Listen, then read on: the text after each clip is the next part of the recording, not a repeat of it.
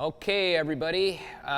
This is Matt Brynildson in the Theater of Barrels. I have with me Craig Thomas, our sensory guru from the laboratory, brewer extraordinaire. I have Ollie Razi, the man who's done everything at the brewery, knows everything about all the beers. So we've got the brain trust here today. Unfortunately, Eric can't be with us.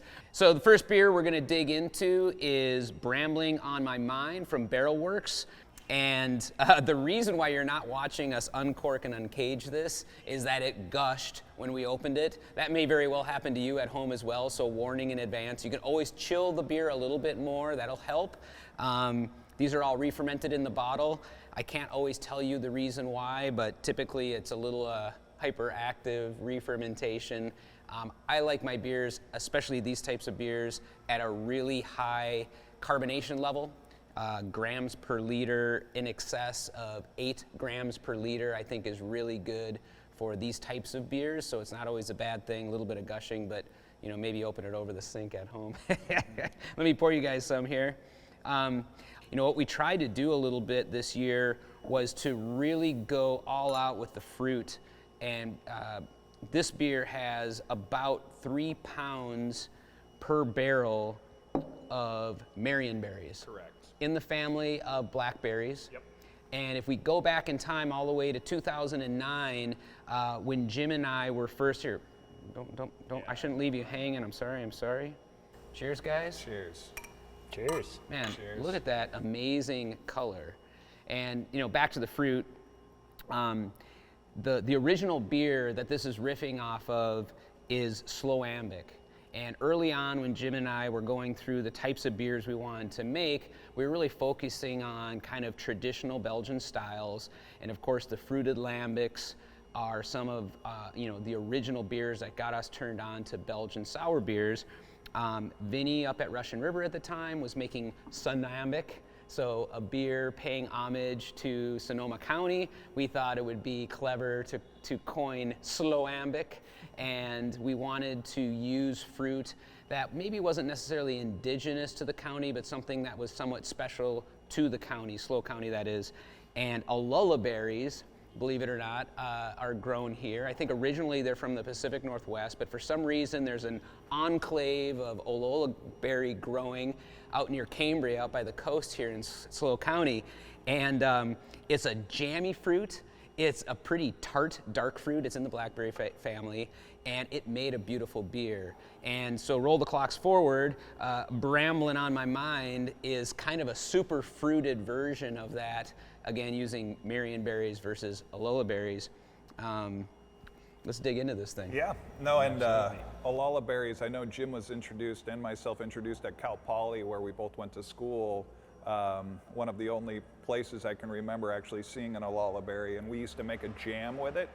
And so those berries were already on our mind when creating this beer. When they when they created SLOambic, when they created this beer, we could not get enough Olula berries, so we ended up having to get Marionberries, which is also another interesting choice. A little smaller berry itself, a little more tart, but played really well in this beer itself. Yeah, I mean, obviously you've got a base that we're working with here of sour beers that have ripened in barrel for quite some time, up to 3 years. Little opal blended with agrestic. So if you were seeing the base beer, it does have an amber, golden amber hue. Has a pretty high TA. I'm not sure what we're clocking here exactly, but I'm sure it's 10 plus. Craig, help me here. Is that 12.7 grams? 12.7. Yeah. So that's pretty high on the scale. So I would call that an assertive acidity. Craig's laughing. Yeah. We talk Put a lot it in the tasting notes. Yeah, we talk a lot about the TA scale.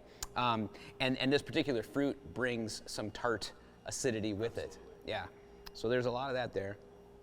I think it is one thing that I appreciate about the Barrel Works beers, and I think we even note it on the label here. It says like berry to beer or something of that nature, and you always get a really nice fruit expression, and part of that expression is the acidity for sure, but it's not just a puree. It doesn't taste artificial like some kind of blueberry or blackberry extract that you're putting into there. Like digging into it, the first thing you get obviously is the Marionberry or blackberry character, but it's very associated to a blackberry crumble or pie to me. It's that rich, jammy kind of fruit, which, yeah, really is showcased in a beer like this, I think. Digging into it more, I get some herbaceous notes, which again just kind of demonstrate the whole fruit that he uses in there. I get almost like a cardamom kind of note. I think you mentioned like mint, yeah, mint. almost a little minty in some notes here. Yeah. Pretty neutral beers though, sour opal and agrestic, as much as sour beers could be. I think that Molly and Jim really just wanted to display the fruit in this. You know, that's what you're supposed to be getting, right? Yeah, so essentially they take that little opal and agrestic, rack it on top of a massive amount of fruit. Once again, I said I think over 3 pounds per barrel. It takes on all this beautiful color. You get this rich, jammy character. And of course, the Brettanomyces and a little bit of the other microflora help protect the beer from oxidation.